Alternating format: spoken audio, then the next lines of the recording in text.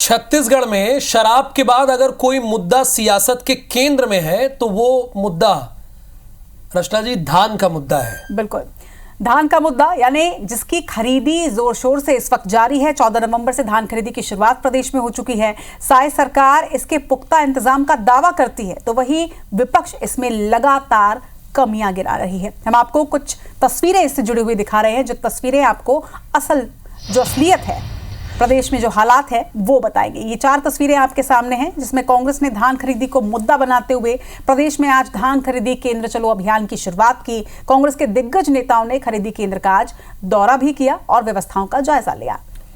पूर्व deputy chief minister TS Singhdeo Mahasamund के पिथौरा और राजाडेरा धान खरीदी केंद्र पहुंचे तो जगदलपुर में पीसीसी के चीफ दीपक बैज ने खरोरा धान खरीदी केंद्र का दौरा किया। मनेन्द्रगढ़ में पूर्व विधायक गुलाब कमरों ने घुटरा, कछौड़ और केल्हारी खरीदी केंद्रों का दौरा किया तो रायपुर के धरसीवा में पूर्व मंत्री धनेन्द्र साहू और सत्यनारायण शर्मा ने खरीदी केंद्र का जायजा लिया। कांग्रेस नेता धान खरीदी केंद्र पहुंचे तो इस पर सियासत भी खूब हुई।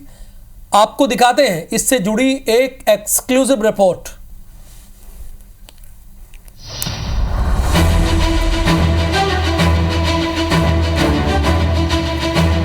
कहीं न कहीं सरकार की मंशा किसानों के प्रति ठीक नहीं है।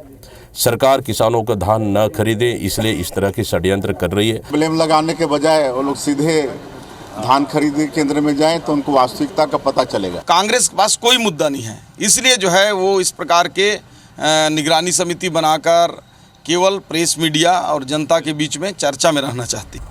छत्तीसगढ़ में धान की सरकारी खरीदी किसी बड़े त्योहार से कम नहीं। सरकार से लेकर प्रशासन इसे सफल बनाने में जुटा हुआ है। सरकार ने बड़े समर्थन मूल्य का ऐलान किया है और किसानों की सुविधा के लिए बड़ी बड़ी घोषणाएं की है। तो वहीं प्रशासन पड़ोसी राज्यों से खपाने के लिए आने वाली धान पकड़ने में जुटा है। छत्तीसगढ़ में 14 नवंबर से धान की खरीदी की जा रही है।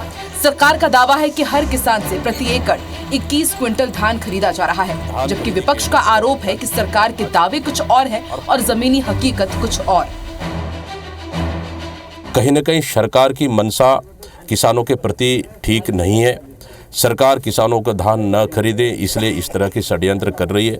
भारतीय जनता पार्टी की सरकार पूरी तरह से एक नियत ठीक नहीं है। पूरा धान खरीदना नहीं चाहता है। किसान मन सब कोई शिकायत कर रहे थे कि उन टोकन आसानी से नहीं मिल पाते। सबसे बड़ी समस्या है। कांग्रेस नेता धान खरीदी केंद्रों में अनियमितता और बद इंतजामी के आरोप लगा रहे हैं तो सत्ता पक्ष कांग्रेस को मुद्दा विहीन बताकर पलटवार कर रहा है।